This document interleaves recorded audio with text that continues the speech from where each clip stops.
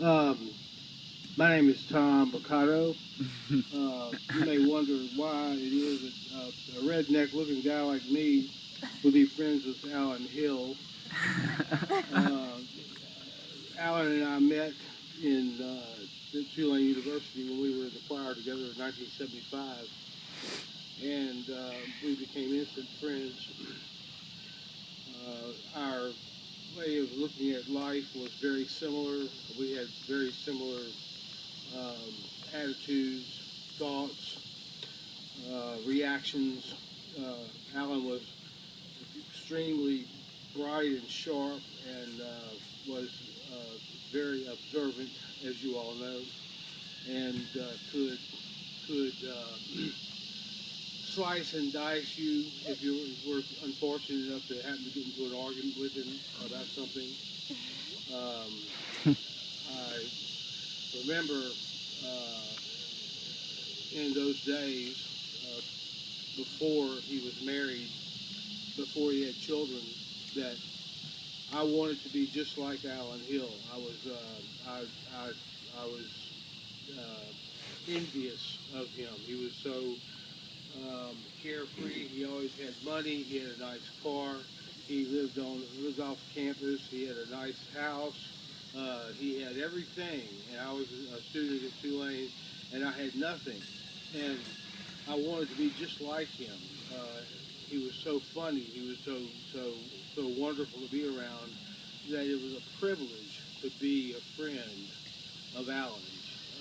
Was the way that I looked at it, and fortunately for me, Alan and I clicked right from the very beginning, and we became instant friends. And later in life, we became best friends for a lot of different reasons. When Alan was when we were before he was married, he was very carefree, happy-go-lucky, and do whatever he wanted to do. Spend all of his time having a good time, as he still does or did, even to the day of his death. He pretty much was able to somehow manage to have a good time, no matter what the circumstances were surrounding his financial situation or his responsibilities or anything like that. But when we were kids together, I couldn't imagine the idea of Alan having children because um, he just couldn't. To me, there was no way that he could put aside himself to be a father to children. Well, he and Carolyn, who was also a friend of mine, ended up getting married, and they ended up having children.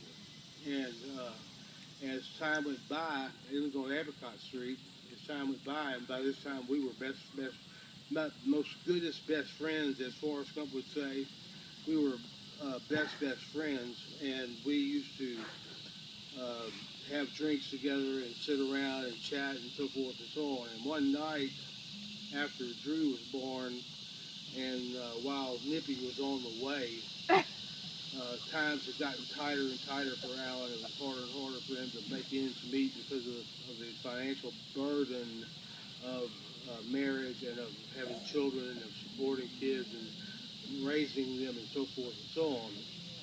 And one night we were at his house and we were in his backyard.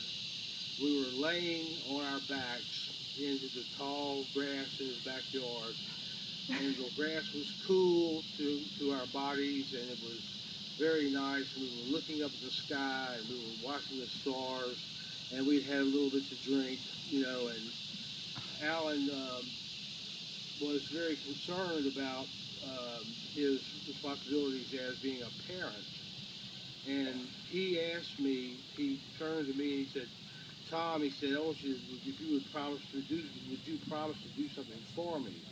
And I said, what would you like me to promise? And he said, well, I want you to be the godfather of my children so that if anything ever happens where I can't take care of them, you can come in and and fill the gap and help and so forth and so on.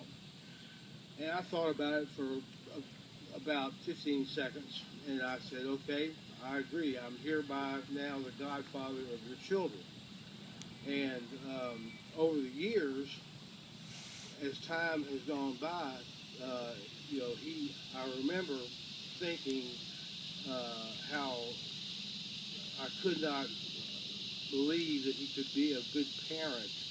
But it turned out he surprised me over and over and over again about how he would take the time to put aside everything and bring his children to go fishing and bring his children to go hunting, bring his kids to go mushroom hunting, bring his kids to do art projects, bring his kids to do everything, anything and everything. He spent all time with his boys all the time.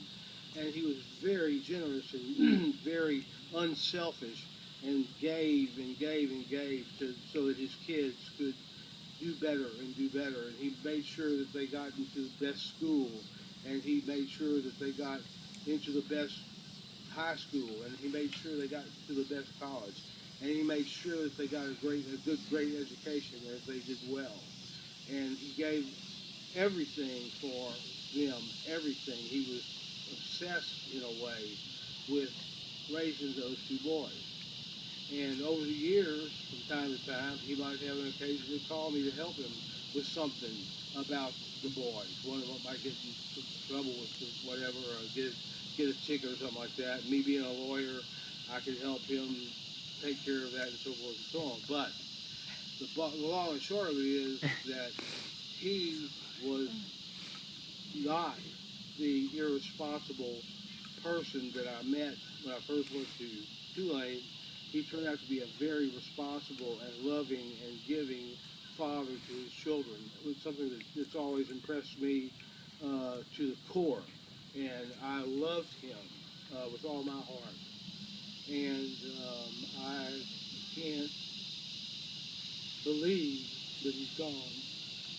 And I know that everybody else here feels the same way I do about that. That you're not going to be able to go over to Apricot Street and, as someone said earlier, watch him hold court on the veranda as he always did, and play music and so forth as he always did. But I believe that his spirit lives in all of us and all the people that he has touched over all these years, all the people that he taught how to do engraving, all the kids that have come by to those knowing his kids and have said what a cool guy he was and what a great guy he was and so forth and so on. And I too still am in awe of what a great, wonderful, wonderful guy he was. And I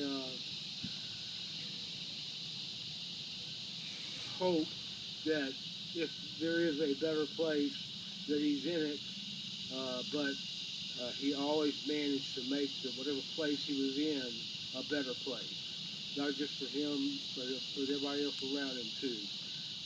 And I sure will miss him, and I appreciate you guys letting me talk. Thank you.